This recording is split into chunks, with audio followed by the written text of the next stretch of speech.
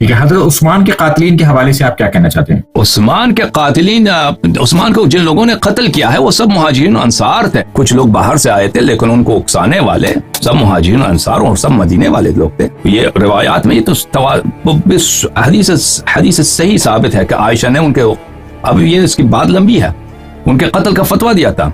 ये कोई मैं आपको अनोखी बात नहीं बता रहा हूँ। आयशा उनके सब शदीद तरीन मुखालिफिन में आयशा खुद शामिल थी। आयशा ने उनके कत्ल का फतवा दिया था। उनके कत्ल होने से पहले ये सही हदीस निहायत सही सनद के साथ कई कुतुब में मौजूद है कि उस्मान का जो दामाद था उसका चचाजाद भाई मरवान इब्न अल-हकम आयशा के पास आई।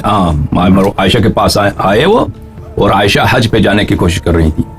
तो कहा कि आप जो हैं यहाँ पे आपका बहुत असर रसूख है, आप ज़ौजे नबी सल्लल्लाहु अलैहि वसल्लम हैं, आपको पता है कि लोगों ने मुहासरा किया, घेर रखा है, मेरे चचाजाद भाई, मेरे ससुर में हमारे खलीफा उनको कत्ल कर देंगे, आप आके यहाँ पे मुसालहत कीजिए, उनको कत्ल न होने दें।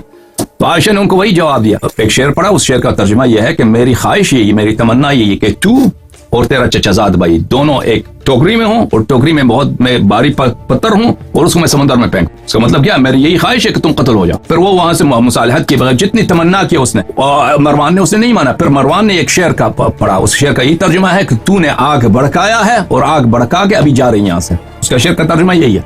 अच्छा, अगर चाहें तो मैं आपको सब ये अरबी में कुतुब दिखा दूंगा, ये डिस्प्ले पे लगवा दीजिएगा। हाँ, तो यह मरवान की अपनी शहादत है। मरवान बाद में खलीफा भी बना है, मरवान सहाबी भी है, मरवान बुखारी के रुवात में से भी है।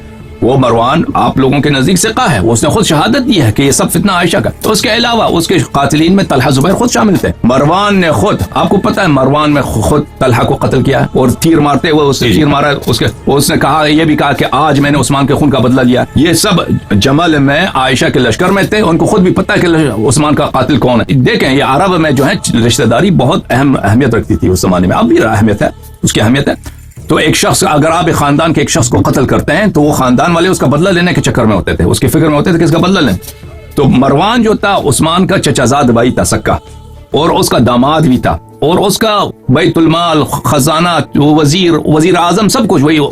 क्यों? हाँ, उस्मान खुद बुजुर्ग थे, उसकी उम्र 80 से ऊपर थी। तो जो मरवान थे वो सब खिलाफत वो चलाते थे, वो सब उमूर का वो शाहिद था कि माजरा क्या हुआ है। तो उसने खुद कत्ल किया तलहा को, इसीलिए किया। ये इन लोगों ने उस्मान को कत्ल किया। अब उस्मान को किस लिए कत्ल किया इन लोगों ने? वो उस्मान की अपनी जो कारनामे थे, इन लोगों की इतनी शिकायत थी कि वो उस्मान ने ये किया हमारे साथ, ये कि वो भी गलत नहीं कह रहे थे। जो उस्मान से जो शिकायतें थी वो सब जायज शिकायतें थी।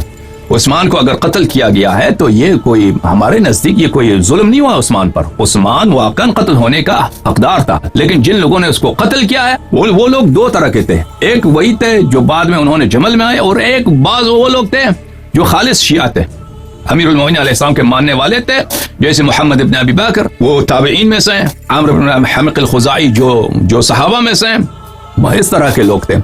तो ये उसमें हर तरह के लोग शामिल थे, और उनके जो शिकायत हैं वो शिकायत जायज हैं उस्मान से। उस्मान मजलूम कत्ल नहीं हुआ है। उस्मान के बाज कातिल जालिम थे, उस्मान के बाज कातिल जो थे वो अच्छे लोग थे।